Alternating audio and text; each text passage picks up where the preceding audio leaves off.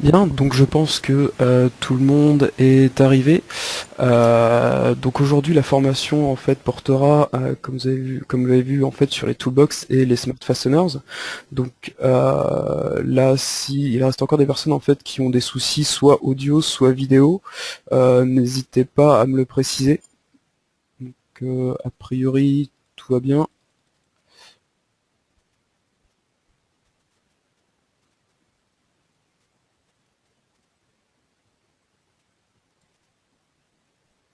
Ok. Euh, Alors, pour ceux qui ne me connaissent pas, aujourd'hui, en fait, ce n'est pas Cyril Gauvry qui fait la formation, c'est Cyril Jabri, en fait.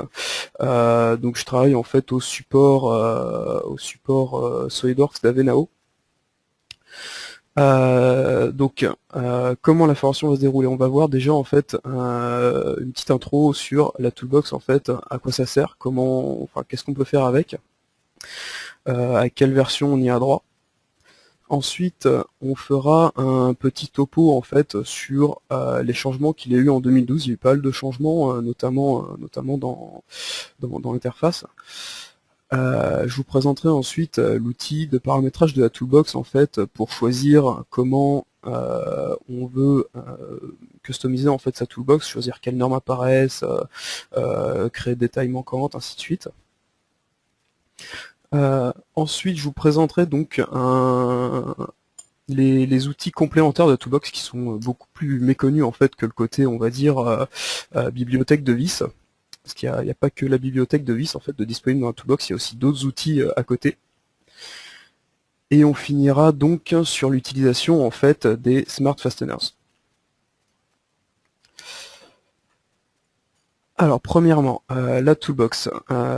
Donc la Toolbox en fait est disponible dans les versions professionnelles et premium de SolidWorks. Si vous avez une version standard, en fait, vous allez avoir seulement au niveau de l'installation, en fait, il va créer le dossier qui contient les composants de la toolbox, mais vous n'aurez pas droit en fait à tout ce qui est bibliothèque de visserie et outils qui viennent à côté. Pour accéder à la toolbox, donc là, il faut passer, bien entendu, comme tous les compléments, en fait, par la fenêtre outils.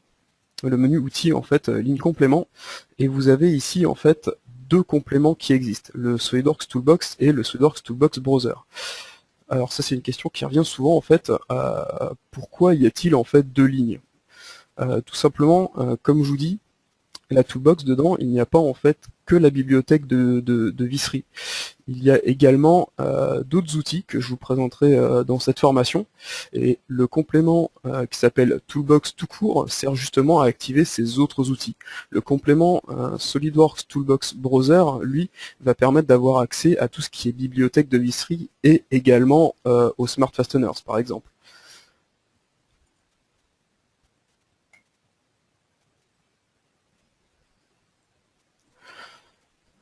Alors, que peut-on faire donc justement avec ce complément Toolbox Browser? Le complément Toolbox Browser, il va activer le panneau en fait sur la droite, le petit onglet qui permet d'accéder à toutes les vis, écrous, clavettes, ainsi de suite, suivant les différentes normes. Il va vous permettre d'accéder à la fonction Smart Fastener, ce qui permet, lors d'une assistance pour le perçage en assemblage, donc c'est l'utilisation en fait de la fonction série de perçage qui permet en fait de réaliser un perçage à travers plusieurs pièces suivant des normes, de placer en automatique des vis dans vos perçages. Il va également permettre de placer en automatique des vis dans des perçages préexistants en fait qui ont été faits de manière classique en pièces, toujours par contre via l'assistance pour le perçage. Le complément Toolbox, lui, va vous permettre d'avoir accès au menu en fait tout en haut dans SolidWorks, qui est juste à côté du menu outils, hein, donc c'est dans la barre fichier édition affichage, qui lui va vous permettre donc d'avoir accès au formulaire de flexion roulement. Donc c'est deux petits formulaires différents en fait qui permettent de dimensionner des roulements ou faire des calculs de statique simple plane, notamment sur une poutre par exemple. Vous allez avoir accès donc l'outil de création de cam qui vous permet en fait de définir une trajectoire de cam et de créer en automatique la pièce qui va servir de guide en fait pour la cam. Vous avez accès également à une bibliothèque de fonctions de rainure qui peuvent servir à créer des enlèvements de matière pour placer un circlips par exemple. Ce qui remplace en fait avantageusement une bibliothèque à développer soi-même pour le cas où on est amené à régulièrement réaliser des enlèvements de matière au bout d'axes par exemple, pour placer des circlips. Et vous avez un dernier petit atelier qui sera en fait la création de profils mécano-soudés. Donc là, idem, c'est un petit atelier qui vous permet de dessiner en automatique une esquisse suivant certaines normes de profilés mécano-soudés. Donc on a ISO, ANSI, ainsi de suite.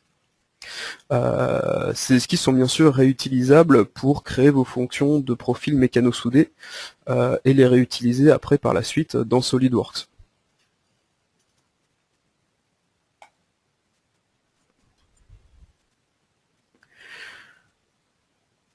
Alors comme je vous ai dit, la version 2012 de SolidWorks a apporté pas mal de changements dans la toolbox, notamment au niveau de la personnalisation. Il est maintenant possible de modifier en fait les normes déjà existantes. Auparavant, si on voulait créer en fait une norme personnelle pour compléter les normes déjà présentes en fait dans la toolbox, ou tout simplement rajouter des longueurs non standards sur des vis ou autres, il fallait jusque-là en 2011 récupérer une norme déjà existante, en faire une copie et modifier en fait cette norme copiée. Maintenant, il est possible de modifier les normes déjà existantes. Donc je vous rassure, pour ceux qui avaient une toolbox déjà personnalisée, on peut récupérer toujours les anciennes normes. Hein. Les personnalisations qui existaient déjà ne sont pas perdues. Donc gros changement à ce niveau-là. Gros changement également en fait dans l'arborescence des fichiers toolbox. Auparavant, si vous regardiez une toolbox en 2011, hop, je vais vous montrer ça tout de suite. Donc l'architecture des fichiers Toolbox en 2011 se présentait de cette manière. On avait ici un dossier browser dans lequel on retrouvait donc les différentes normes de la Toolbox, et dedans tout était stocké en fait dans un seul dossier. Donc on a le dossier roulement par exemple, et on a tous les fichiers en fait de roulement qui sont stockés là-dedans. Désormais en 2012, si je prends hop, ma Toolbox ici, donc 2012, on va retrouver à nouveau l'architecture des normes dans des dossiers. À l'intérieur, on retrouve également l'architecture des différents types d'éléments, donc écrou, roulement, ainsi de suite, rondelle. Et ensuite, on va retrouver ce qu'on a à ce niveau-là en fait dans SolidWorks, à savoir les différents types de vis. Donc dans les vis, on voit qu'on a des vis à colle carré, des vis CHC, des vis hexagonales. Ça, on ne l'avait pas auparavant en 2011 et précédent. Maintenant, en 2012, on a cette architecture-là. Pourquoi on a ça maintenant ? Tout simplement parce qu'on n'utilise plus le fichier qui s'appelait ici swbrowser.mdb, dans lequel étaient stockées toutes les informations des fichiers de la toolbox, donc tout ce qui était propriété personnalisée, désignation, longueur, ainsi de suite. Ce fichier est toujours en fait utilisé pour l'assistance pour le perçage, et vous avez pu noter que la première fois qu'on lance une assistance pour le perçage dans SolidWorks, quand on vient de démarrer son PC le matin, il y a toujours un petit temps d'attente en fait sur la première assistance pour le perçage. Les suivantes se lancent très rapidement, mais la première en fait met on va dire 2 à 3 secondes pour se lancer, voire un peu plus suivant les postes. Ça c'était dû au fait que le logiciel était obligé de charger en mémoire tout ce dossier en fait swbrowser.mdb, donc c'est une base access dans lequel il y avait toutes les infos. Donc désormais, les propriétés ne sont plus stockées là-dedans, donc on gagne en performance en fait sur l'insertion de vis depuis la toolbox. Et donc ouais, les propriétés sont maintenant stockées directement au sein des fichiers SolidWorks en eux-mêmes. Donc bien sûr, toutes ces modifications, ça induit des changements lorsqu'on a une toolbox personnalisée pour la mettre à jour. De 2011 à 2012, il y a quelques nouvelles étapes que je vais détailler. Alors, pour ce qui était du processus de mise à jour, donc jusqu'en 2011. Alors je rappelle à tout le monde, je vais être assez insistant là-dessus, mais on a souvent ce type de problème en fait au support. Si la toolbox est située sur un emplacement réseau, c'est très important de la recopier en local pour la mettre à jour. Sur le réseau, vous allez avoir différents soucis qui vont être liés d'une part en fait à la lenteur du réseau. C'est beaucoup plus lent en fait de mettre à jour la toolbox sur le réseau qu'en local.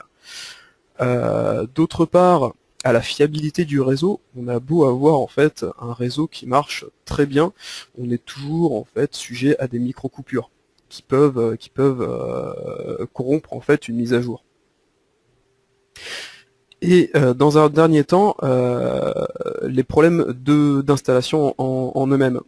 Lancer une installation depuis le réseau, en fait, c'est mauvais pour toutes les raisons précédentes que je viens de citer. Tout simplement, on peut corrompre en fait son installation de cette manière-là. Donc, pour passer une toolbox de 2010 vers 2011, par exemple, il y avait juste une étape toute simple à faire.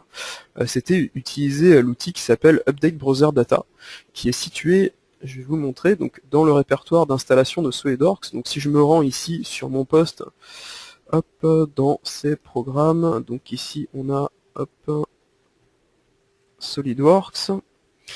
Donc là, on est en fait dans le répertoire d'installation de SolidWorks en lui-même. On a un petit dossier qui s'appelle Toolbox, dans lequel on a un dossier Data Utilities et le fameux Update Browser Data. Donc ce petit fichier-là, en fait, quand vous le lancez, il va vous demander l'emplacement donc de l'ancien fichier qui servait à la toolbox, donc le swbrowser.mdb. C'est la fameuse base en fait de données Access dans lequel il y avait toutes les propriétés.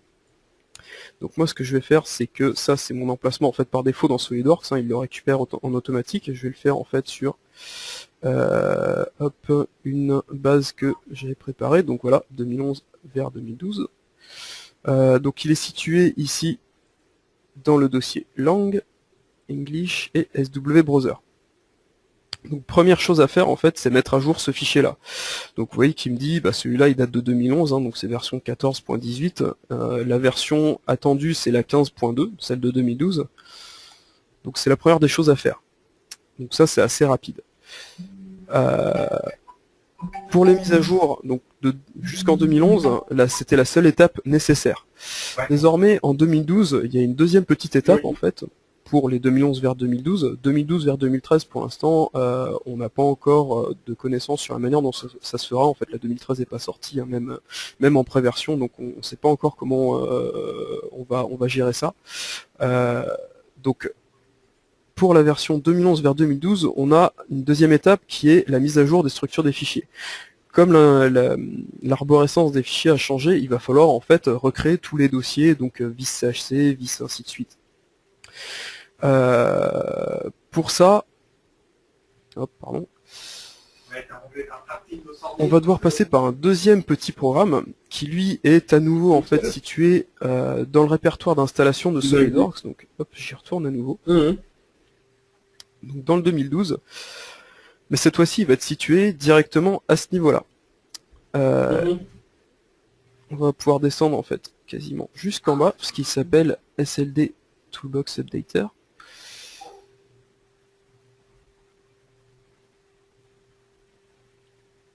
Hop, donc on a ici le SLD Toolbox Updater. Et voilà comment il va se présenter cet outil.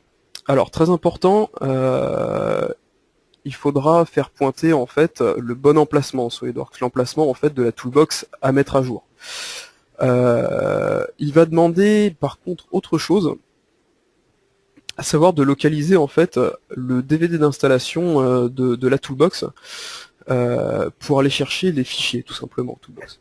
Donc ce qu'il faudra faire, c'est venir ici, aller chercher dans votre poste de travail, dans votre lecteur DVD, le dossier toolbox ici, qui contient en fait tous les fichiers.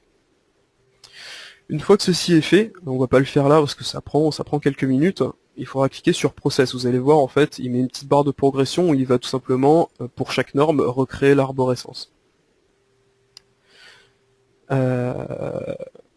Alors, vous allez me dire que c'est un peu lourd en fait comme processus de mise à jour pour la toolbox de 2011 vers 2012. Il faut savoir que depuis la 2012 SP1, on n'est plus obligé de répéter en fait ces deux étapes-là pour mettre à jour une toolbox de 2011. Il suffit de lancer une réparation d'installation en ayant bien sûr la toolbox à mettre à jour en local, très important, et avec le bon emplacement spécifié dans SolidWorks bien sûr. Alors, la partie paramétrage de la toolbox. Donc comment ça fonctionne? C'est disponible de deux manières. Vous pouvez aller chercher le petit logiciel qui permet de la paramétrer soit depuis SolidWorks en faisant Toolbox configurer. Donc menu Toolbox, vous avez une ligne qui s'appelle configurer. Soit accessible dans le menu démarrer en fait en allant dans tous les programmes SolidWorks, outils SolidWorks et paramétrer la toolbox. Ça va vous autoriser donc plusieurs choses, ce petit outil. Déjà, filtrer en fait les normes que vous voulez voir apparaître dans le menu Toolbox dans SolidWorks. Si vous n'utilisez pas en fait toutes les normes, ce qui est normal, en gros, en général, les principales utilisées sont normes ISO, DIN et éventuellement les ANSI. Vous pouvez choisir de ne faire apparaître que celle-ci, pour éviter toute erreur au bureau d'études. Pour ça, il vous suffit de les cocher dans l'étape 2 qui s'appelle personnalisation du matériel. Donc si je vais le chercher, on va le faire en live. Alors vous l'avez directement ici en paramètre toolbox. Sinon, il est disponible donc dans SolidWorks, outils SolidWorks et paramètres toolbox.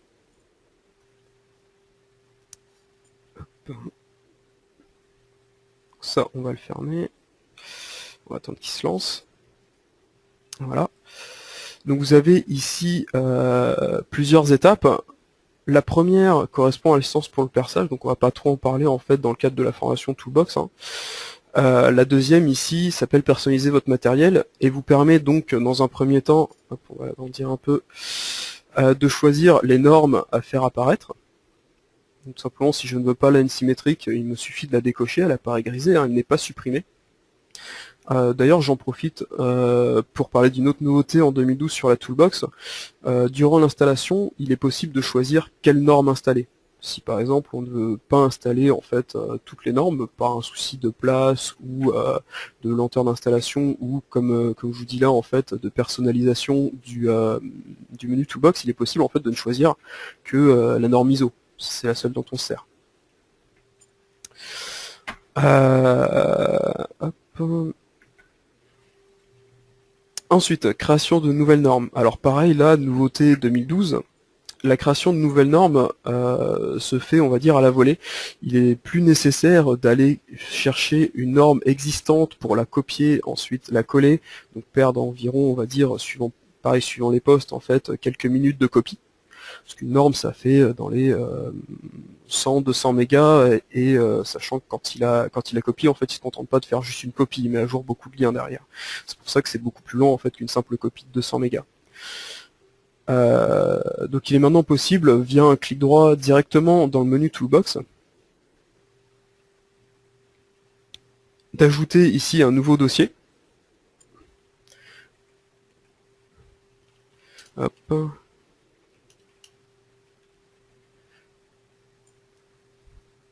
De valider. Donc ce nouveau dossier apparaîtra directement dans le menu SolidWorks sur la droite. Et pour copier des composants, donc soit on les rajoute de manière manuelle, donc en faisant hop, ajouter un fichier, il va vous proposer d'aller chercher le fichier en fait sur votre disque. Donc vous pouvez très bien rajouter des pièces personnelles à la toolbox. Alors vous n'aurez pas par contre toute l'intelligence en fait des composants toolbox, à savoir le choix de la taille en automatique, ainsi de suite. Pour ça il faudra plutôt passer en fait par des composants intelligents qui sont une autre fonction de SolidWorks et qui permettent de faire ça. Ou alors récupérer tout simplement un fichier existant. Donc on va aller chercher dans ma norme ISO, hop, une vis, prendre une vis CHC. Donc vous avez la possibilité en fait de copier la vis pour la coller ici directement et ainsi la modifier. Donc le petit menu de modification de la toolbox, comment il va se présenter? Ça, dans un premier temps, ça va vous permettre de rajouter des tailles qui pourraient manquer. Si vous avez une longueur non standard de vis, vous pouvez le rajouter à partir de là. Donc vous avez sur la gauche différentes propriétés à ce niveau-là. Donc pour ajouter des tailles, alors les tailles ce sera au niveau du diamètre. Il vous suffit de vous rendre dans Size.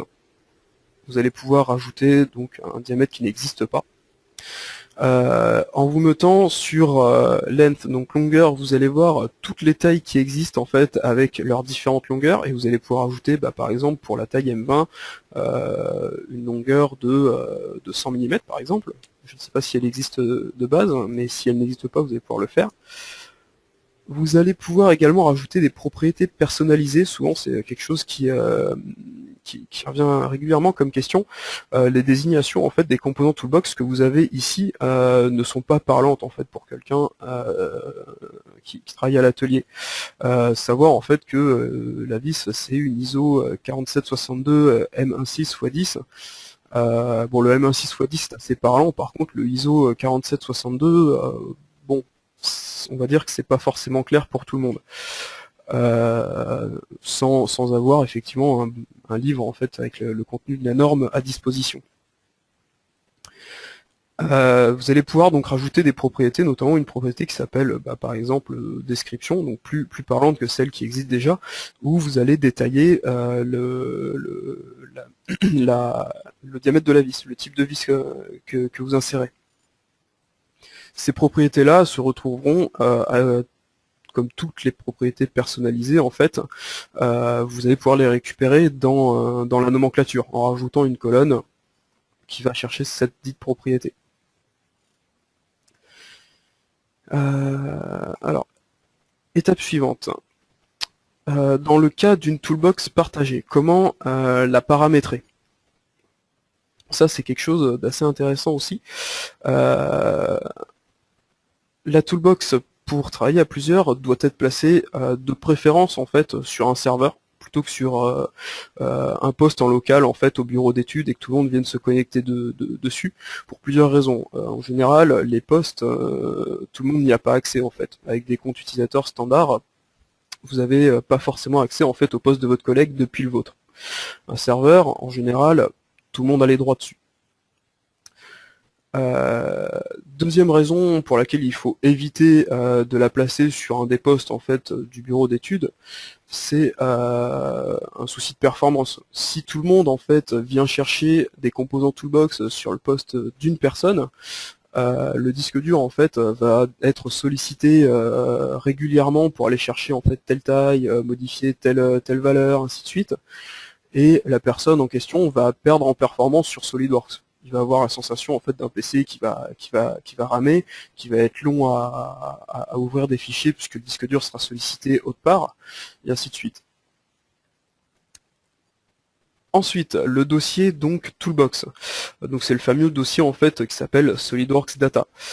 Ce dossier doit être en lecture seule, donc ça que ce soit en fait en local ou sur le réseau.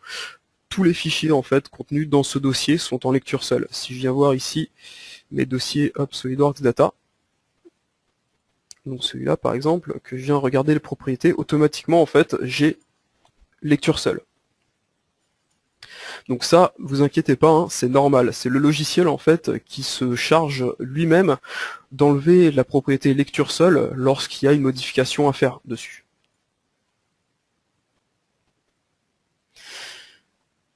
Deuxième chose très importante, ne pas utiliser de connecteur réseau. Alors les connecteurs réseau, qu'est-ce que c'est?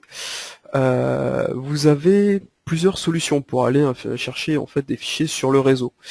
La première, c'est d'utiliser, on va reprendre un qui existe, ce qu'on appelle des connecteurs réseau. Donc c'est ce type de raccourci. Donc ça, en fait, si je vais par exemple dans mon dossier partage ici, le dossier partage, c'est un dossier qui est commun en fait à Avenao et qui est situé sur un serveur qui en l'occurrence s'appelle srvdoc. Pour éviter d'avoir à aller chercher via le nom du serveur, ensuite refaire toute l'arborescence et arriver dans ce dossier partage, il est possible dans Windows de créer un raccourci qu'on appelle en fait connecteur réseau, qui va m'amener directement dans ce fameux dossier partage. Ce type de raccourci n'est pas conseillé pour tout ce qui est travail en fait sur le réseau dans SolidWorks, tout simplement parce que les références en fait des fichiers ne se mettent pas forcément à jour en passant par là. Pour cela, il faut utiliser le chemin complet en fait du dossier partage qu'on appelle chemin UNC. Donc un chemin UNC, comment ça se présente? Tout simplement, il faut que je mette le nom du serveur, ensuite le nom du dossier qui m'intéresse. Donc en faisant par exemple comme ça, srvdoc. Donc là je vais arriver en fait sur le serveur et je vais aller dans le dossier qui s'appelle partage. Donc là je vais m'y retrouver dedans. Donc ce type de dossier, enfin ce type de chemin est à utiliser pour paramétrer sa toolbox sur le réseau. Si vous utilisez un chemin, un connecteur réseau, vous allez avoir un petit message qui vous dit attention, un connecteur réseau est utilisé, ça peut fonctionner, mais il vaut mieux utiliser en fait un chemin UNC. Et dernier appel, encore une fois, je vais être insistant là-dessus, pour tout ce qui est mise à jour, il faut recopier la toolbox en local. L'inconvénient donc d'une toolbox partagée, c'est que tout le monde est obligé en fait de garder la même version de SolidWorks. Vous pouvez pas avoir en fait un poste en 2012 SP1, un poste en 2012 SP3, un poste en 2011. Bon, ça en plus en fait c'est lié également à autre chose, le fait en fait qu'on puisse pas ouvrir les fichiers de 2012 avec un 2011. Donc tous les postes en fait doivent au moins avoir la même version majeure de SolidWorks. Pourquoi il faut avoir tous les postes dans la même version, même service pack? Tout simplement parce que le fichier donc swbrowser.mdb qui est utile pour l'assistance pour le perçage, qui maintenant n'est plus utile pour la toolbox, est dépendant de la version en fait. À chaque service pack, il met à jour ce fichier. Du coup, si vous avez une toolbox en réseau partagée, tout le monde doit être à la même version. Donc l'idéal étant d'attendre par exemple la sortie d'une SP2 ou 3 en fait pour migrer d'un 2011 vers un 2012, histoire de pas faire plusieurs migrations en fait par an. Lorsque vous avez paramétré votre toolbox sur le réseau, vous avez un petit message qui apparaît sur la droite dans SolidWorks qui vous précise en fait si la toolbox est paramétrée correctement ou non. Donc de base, si elle est installée en local, vous allez avoir donc le message qui est à gauche, en fait, Toolbox actuellement installé sur cet ordinateur. La configuration actuelle convient à un environnement mono-utilisateur, donc en gros, je suis le seul à pouvoir m'en servir, mais n'est pas recommandé dans le cadre d'un environnement multi-utilisateur. Donc ça, c'est ce que je vous disais, en fait, quelqu'un qui vient installer la toolbox partagée en fait sur l'utilisateur, enfin sur le poste d'un des utilisateurs du bureau d'études, il va avoir ce message-là en fait. Et les autres, du coup, c'est pas conseillé de venir chercher la toolbox sur ce poste. Une fois que vous avez paramétré, donc avec tout ce que j'ai précisé dans cette slide, vous allez avoir le message Toolbox est correctement installé pour un environnement multi-utilisateur. Donc voilà pour la toolbox en commun. Alors, la partie beaucoup moins connue en fait de la toolbox, je vais y arriver, donc c'est les différents modules qui existent, les petits compléments qui permettent de faire différentes choses. Le premier que je vais présenter, c'est la création de profils mécano-soudés. Vous pouvez en fait, via ce module, récupérer en automatique les esquisses de profils mécano-soudés suivant plusieurs normes possibles. Donc je vais vous montrer tout simplement dans SolidWorks. Hop, si je viens ici, dans ma pièce, donc Hop, j'ai pas par contre le complément toolbox. Ok. Donc c'est les modules en fait sont disponibles dans ce petit menu toolbox ici. Et donc le premier que je présente ici, c'est hop, un acier de construction. Donc tout simplement, il va vous créer en fait en automatique l'esquisse d'un profilé. Donc si par exemple je viens ici chercher un profilé digne, un UPN 200 par exemple, je vais avoir plusieurs liens ici, donc il va me détailler en fait la masse, la profondeur, les différentes tailles en fait. Donc tout ça est normé, hein. Et je vais avoir plusieurs choses. Donc premier bouton en fait qui va nous intéresser, ça va être le bouton créer. Ou tout simplement, lui ce qu'il va faire, c'est qu'il va m'ouvrir une nouvelle pièce dans laquelle il est venu en fait me dessiner l'esquisse du profilé. Alors l'esquisse est totalement contrainte, enfin presque totalement, vous voyez qu'il y a un petit trait devant.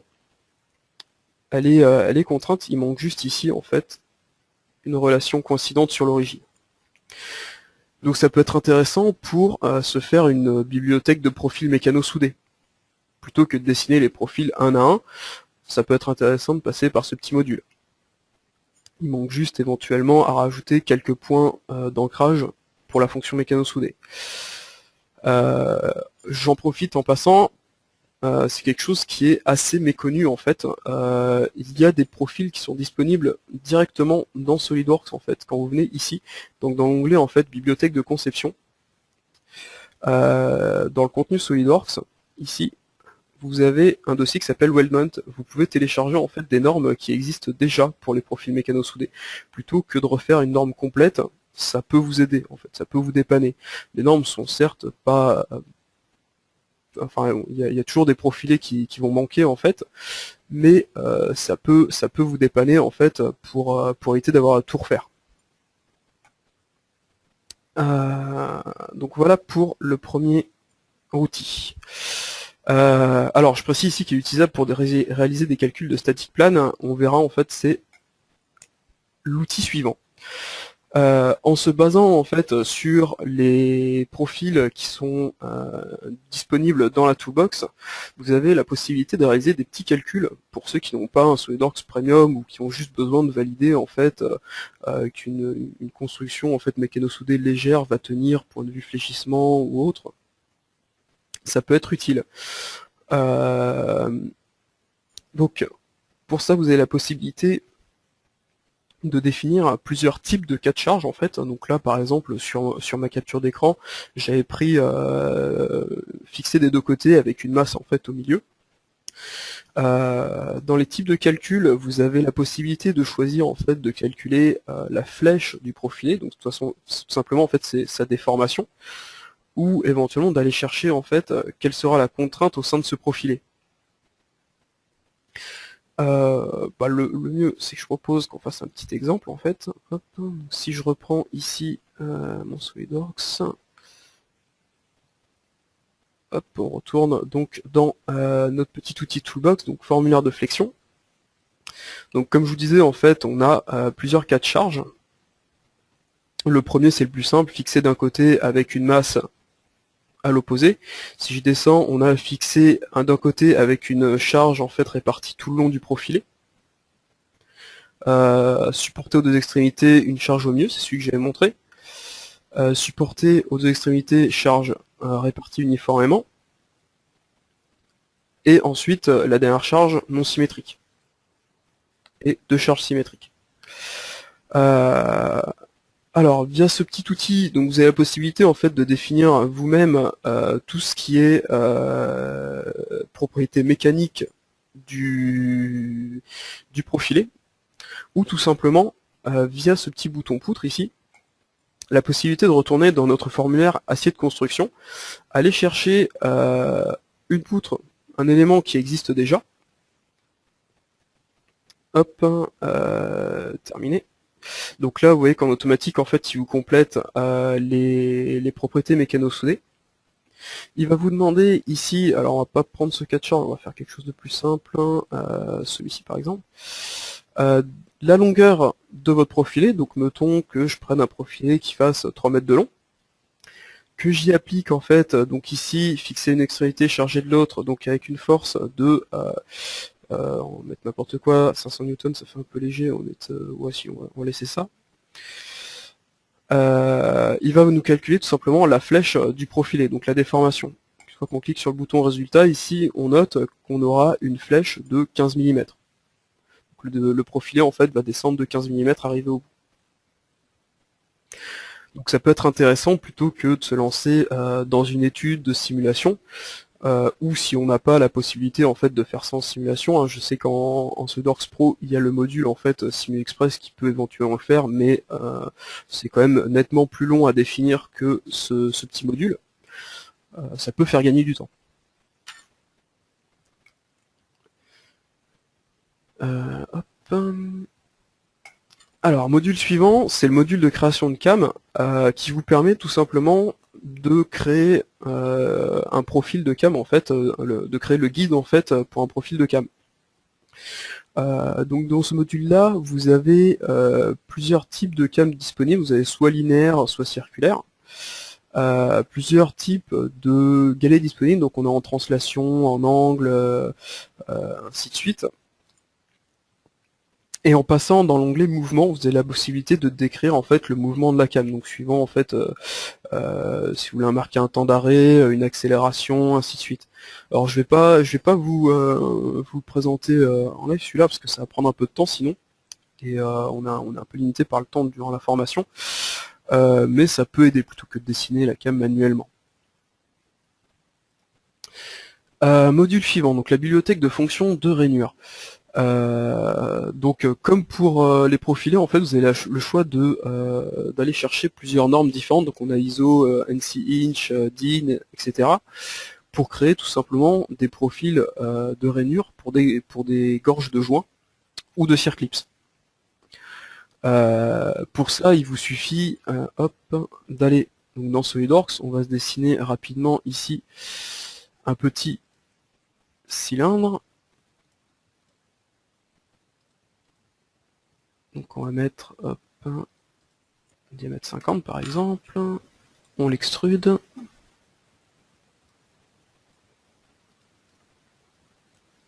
Et on vient chercher donc notre formulaire de rainure. Donc ici, si je veux rajouter de manière rapide une gorge sur ce cylindre, j'ai juste à choisir donc la norme.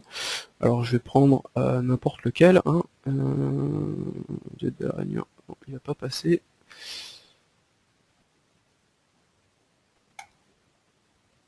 Ok, il me l'a choisi en automatique en prenant la face tout simplement. Donc il me choisit en automatique en fait le diamètre qui va bien, il va me mettre les informations concernant en fait l'enlèvement de matière qu'il va faire. Et une fois cliqué, j'aurais dû cliquer sur créer, autant pour moi. Donc créer, il va venir me dessiner en fait mon enlèvement de matière. Alors il me l'a fait un peu court il me semble.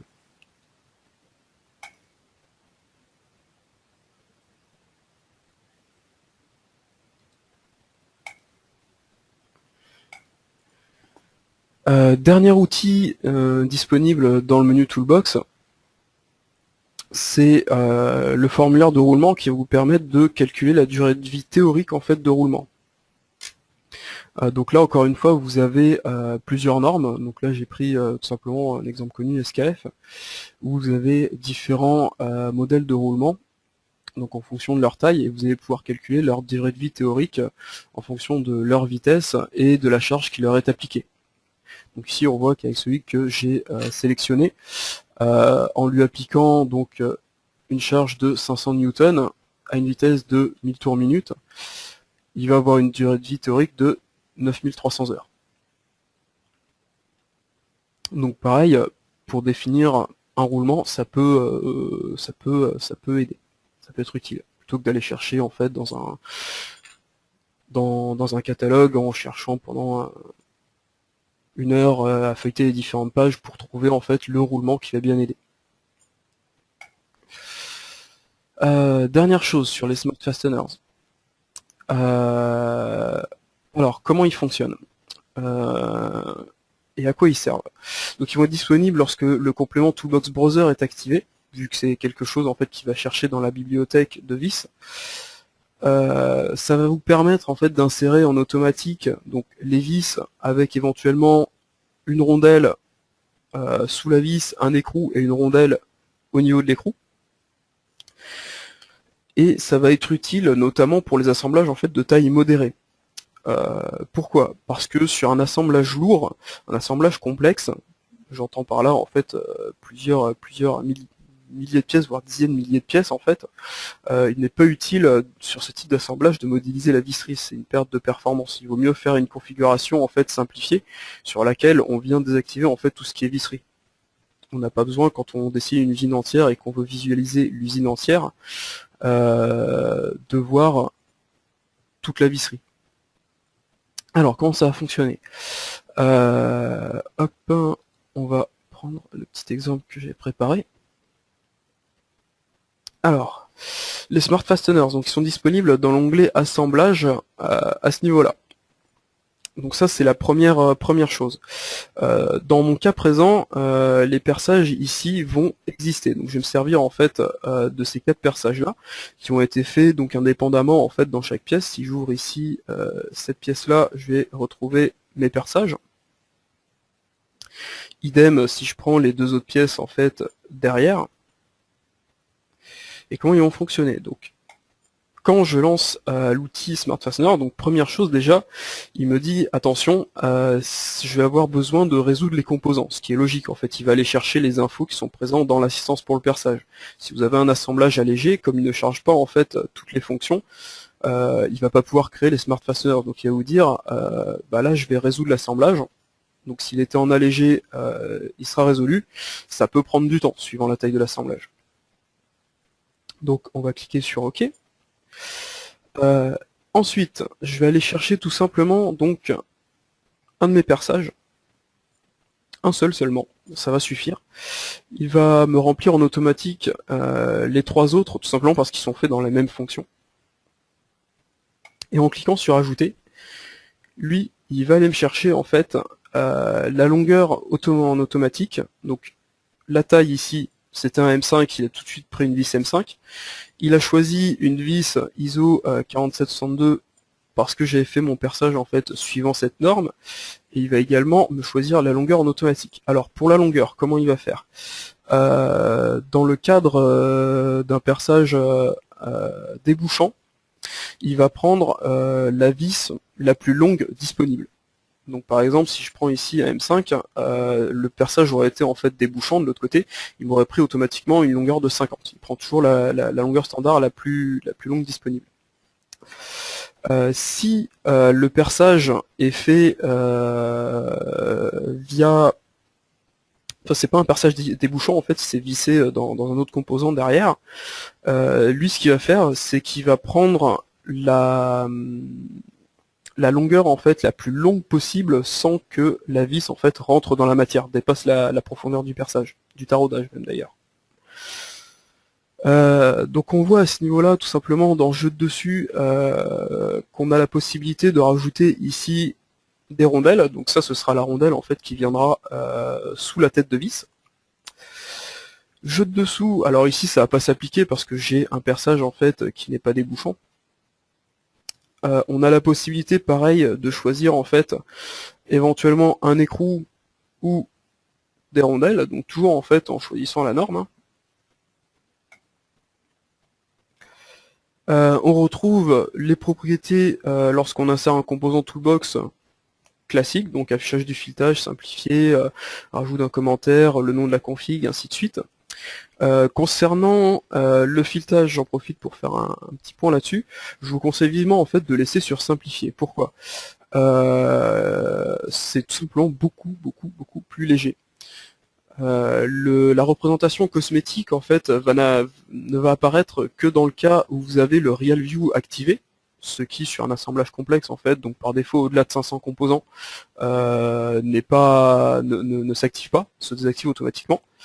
D'autant plus qu'il est rarement pratique en fait de travailler sur SolidWorks avec le Real View appliqué, tout simplement parce que ça donne un effet brillant en fait aux pièces et que c'est plutôt désagréable au bout d'un moment. La représentation schématique, elle, va créer en fait des enlèvements de matière qui vont symboliser les filets en fait du filetage. Donc là, très mauvaise idée, en dehors du fait que ce soit pas réellement utile en fait sur un modèle, on va perdre énormément en performance. Ça fait énormément en fait d'arêtes à générer, et sur un assemblage où vous avez 100 vis, ça va être beaucoup plus lourd à traiter. Donc une fois que c'est fait, je valide, et lui automatiquement, hop, on va replier un peu notre assemblage, il m'a créé en fait un dossier ici, Smart Fasteners, dans lequel il a placé toutes les vis.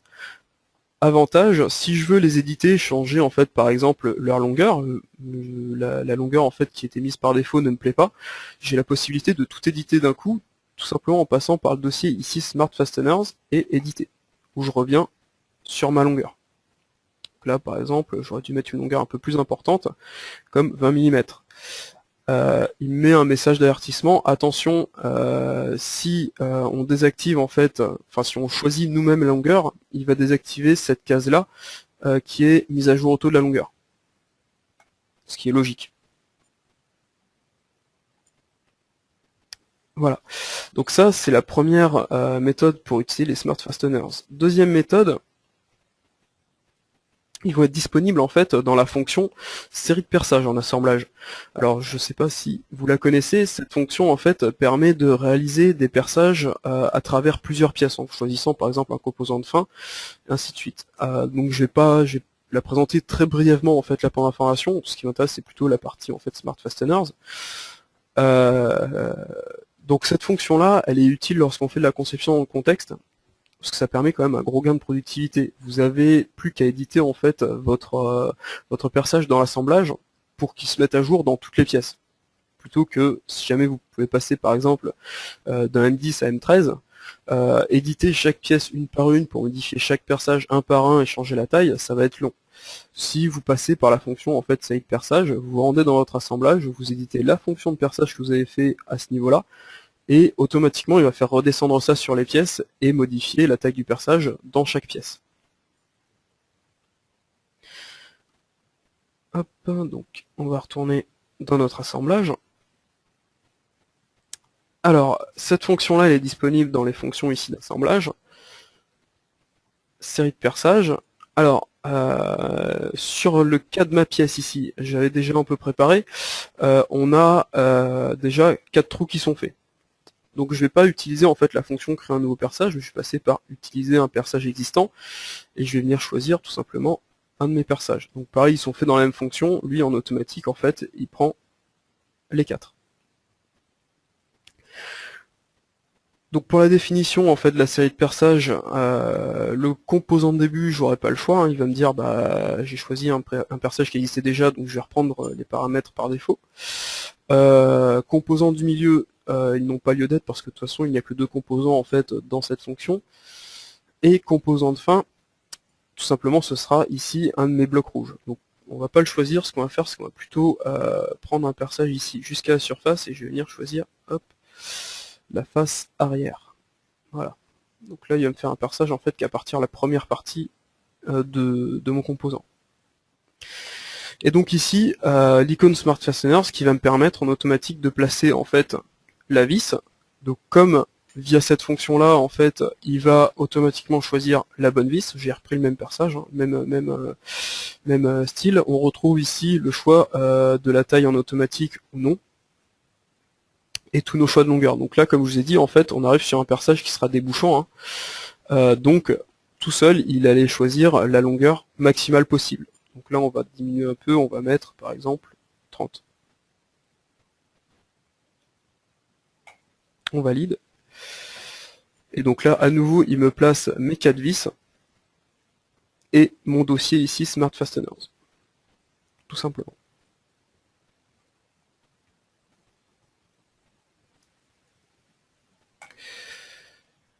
Alors, je profite de cette formation pour faire un dernier petit point qui n'a rien à voir en fait avec la toolbox. Vous avez tous accès en fait avec vos licences SolidWorks au portail client. Le portail client va vous permettre en fait beaucoup de choses. notamment l'accès à ce qu'on appelle la knowledge base. Donc je vous invite vivement à créer un compte en fait dessus, sur lequel, donc la knowledge base, en fait vous allez avoir tout ce qui est remonté en fait de limites du logiciel, donc tout ce qui ne fonctionne pas en fait, la date de correction en fait prévue des différents problèmes. Vous allez avoir accès au téléchargement des produits SolidWorks, donc si vous avez en fait besoin de mettre à jour ou d'installer sur un PC une version que vous n'avez pas, par exemple vous avez besoin pour un cas spécifique, un client qui travaille en 2010 vous demande en fait d'installer un 2010, sachant que vous êtes peut-être sur 2012, vous pouvez retélécharger en fait les versions précédentes. Vous avez accès dessus aux demandes d'amélioration. Donc tout simplement une fonction qui n'existe pas encore sur SolidWorks.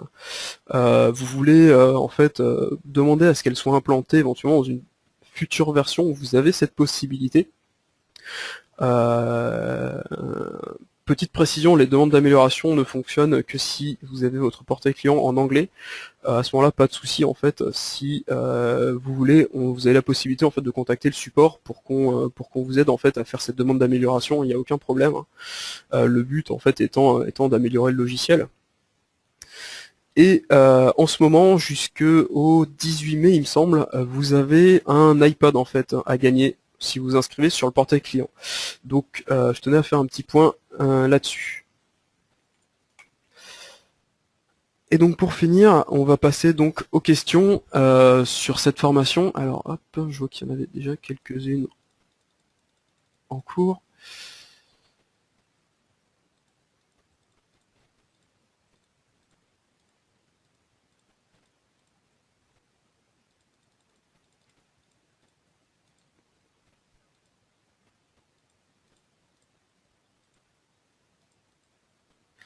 Alors, donc il y a une question en fait qui est posée. Alors, sur la toolbox, est-il possible est-ce que la toolbox nous aide à faire des cotations fonctionnelles en fait, pour tout ce qui est contraintes, spécifications géométriques. Alors la toolbox non, par contre en fait il y a un module de SolidWorks qui s'appelle le DIM Expert qui permet de faire ce genre de choses. Mais la toolbox n'interviendra pas là-dedans. Une autre question, alors c'est quoi le portail client? Le portail client en fait c'est un portail sur lequel vous avez accès, comme je vous ai dit en fait, au téléchargement de SolidWorks. Pour vous y inscrire dessus, il vous suffit d'avoir une licence SolidWorks, hein. Il vous demande juste de créer un compte. Et sur ce portail, vous avez accès, donc comme je vous ai dit, en fait, à la knowledge base. Il faut savoir que nous, au support, en fait, on a également accès à cette knowledge base. Ça nous sert à répondre à beaucoup de questions, en fait, qui sont posées. Tout simplement pour savoir, en fait, si tel problème a déjà été remonté à SolidWorks, on est confronté, en fait, à tel bug, ainsi de suite. Ça nous permet de savoir ça. Ça vous permet donc de télécharger SolidWorks et de faire des demandes d'amélioration. On va dire que c'est les principales fonctions. Petite précision, hein, le portail client, tout simplement pour y accéder. Donc voilà à quoi ça ressemble, hein, pour se loguer. Pour y accéder, il vous suffit de faire une recherche portail client SolidWorks. Hop. SolidWorks, c'est le premier lien, c'est SolidWorks Customer Portal en anglais. Et là, il vous suffit après de choisir en fait la langue française, tout simplement.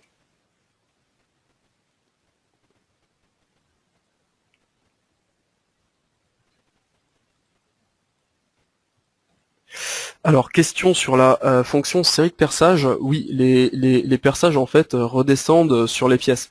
Si vous voulez, c'est un peu comme la fonction enlèvement de matière en assemblage. Dans cette fonction-là, on a la possibilité de répercuter l'enlèvement de matière sur les pièces en elles-mêmes. La fonction série de perçage en automatique, elle laisse pas le choix en fait, elle répercute les perçages sur les pièces et on se retrouve. Si je viens ici ouvrir ma pièce rouge, hop. Donc là, on va avoir ici une fonction en fait de perçage. C'est le perçage que je viens de réaliser tout simplement. Et vous noterez qu'on n'a pas la possibilité de l'éditer en fait à partir de la pièce en elle-même. Donc on a le petit symbole référence externe et en automatique, ouais, la fonction de perçage redescend sur la pièce.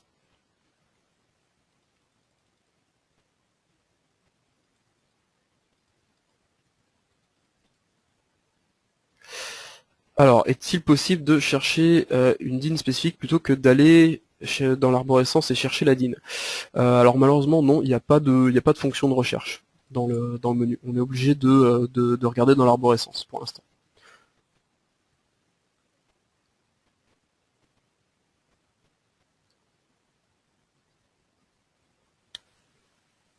Donc du coup, a priori c'est bon pour les questions. Si vous en avez d'autres, n'hésitez pas. Je vous laisse encore, on va dire, quelques secondes.